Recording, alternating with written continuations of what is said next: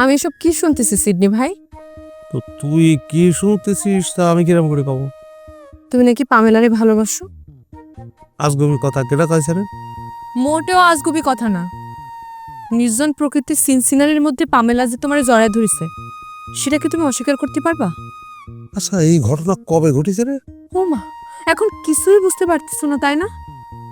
বাদল ভাইয়ের নিজ চোখে দেখেছে জঙ্গলের মধ্যে পামেলা যে তোমার জড়ায় ধরিছে।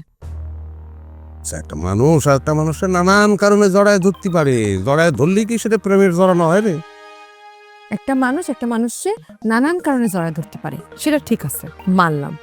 কিন্তু বিনা কারণে একটা সুন্দরী যুবতী মায়া তোমার কেন জড়ায় ধরবে?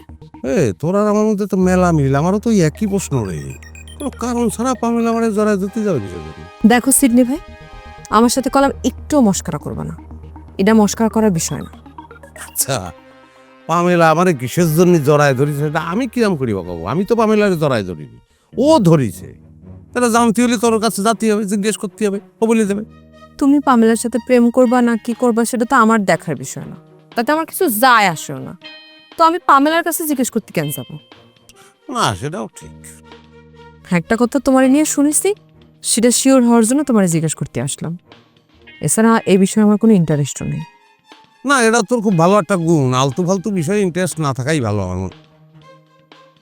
এই যে মায়েরানী, এখানে দাঁড়িয়ে সিডনির সঙ্গে কি কথা হচ্ছে? ওই তোমার কথাই করছিল, তোমার প্রশংসা করতেছিল। একটা সৎ মেয়ে যে সৎ মায়ের নিয়ে এত প্রশংসা করতে পারে আমার জানাই ছিল না। মায়া করতেছে আমার প্রশংসা? বললাম তো মায়াই। ওই কলো যে ওর আসলে ভাগ্য ভালো না হলি মা মরে যাওয়ার পরে আর একটা মাস এবার ভালো হবে এরকম হয় না, কিন্তু আমার কপালে হয়েছে। তা তুমি নাকি খুব ভালোবাসো রে, মায়া আর ছায়া দুজনকে আলাদা চোখে দেখো না। আরো অনেক কথাই হয়তো কত তুমি না আসলি পরে। মায়া আমার প্রশংসা করবে একথা নিজের কানে শুনলে পরে আমি বিশ্বাস করিনি।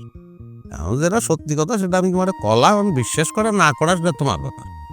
আমি বিশ্বাস করলেও কিছু আসে যায় না, না করলেও কিছু আসে যায় না। তোমার একখান কথা কই শিল্পী, মায়া কলম এখন বড় হয়েছে, যেখানে সেখানে যখন তখন মায়েরা ডেকে কথা কবা, না করলে পরে আমি খুশি হই। না, আমি তোরে সে কথাই বললাম। বললাম যে তোর যদি আমার সঙ্গে কথা কথা ইচ্ছে করে তবে তুই চাষির সঙ্গে নিয়ে আসবি। তো ভালো বলেছি না? ভালো বলিস না খারাপ বলিস সেটা আমার জানার দরকার নেই। আমি যেটা বলেছি সেটা কান খুলে শুনে রাখো, সেটা আজকে এখন থেকে পালন করার চেষ্টা করবে, বাস।